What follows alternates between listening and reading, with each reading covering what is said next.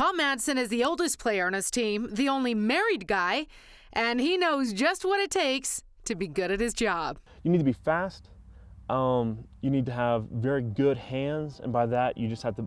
By that I mean you have to be able to strike well, be able to grab hold of them well, and you need to be able to maintain good positioning because your job is primarily to protect the quarterback. So you need to take away the easiest routes that the defensive end would take.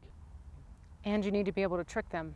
That's right. You need to be able to trick them into thinking certain things are happening. Exactly right. Now that's where the chuckles begin. Paul is a magician, and a good one. Every fall camp, one of the nights I put on a little magic show for the team, and it usually consists of 3 or 4 tricks that I'm fairly confident about. So it's really fun, and some of the guys enjoy it. I had seen a little bit of it last year when I was a freshman, and I was kind of sketchy about it, but when he came out this year and gave us a show, I hope he can do that to defenses.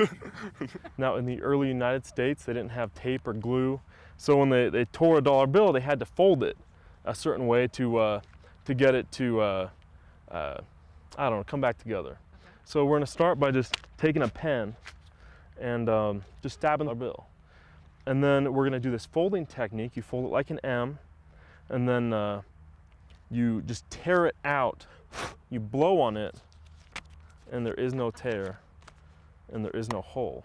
You can see why his team is so impressed. Paul is good. His love for the art started back in high school. But what really got me going in magic is actually my brother Mark. He came home one day, and one of his professors at Stanford had taught him a very complicated, very magical looking trick, and he did it for the family, and he wouldn't explain it to me, so for months and months I just wanted to know how it was done, and that really egged me on to figure out lots of tricks. You can fold a $10 bill in several ways.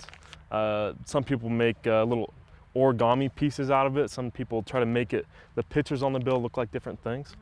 But you can also fold it in such a way to make it disappear. You don't even have long sleeves on. Where does it go? Oh my God. But it's actually there the whole time. It just was folded in such a way.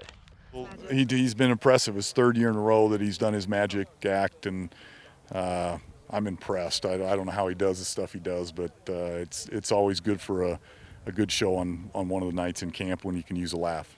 So has he gotten better every year? You know, they've been good. They've all been good, and it's I mean, it's like a real magic show. You don't know what he's doing and how he's pulling it off, but it is pretty impressive. How many tricks do I know? Probably a few hundred, but the thing about tricks is some tricks are better than others, and some tricks are more impressive and easier to hide the sleight of hand. So yeah, have a few hundred, but I really like only maybe 10 or 20 of them.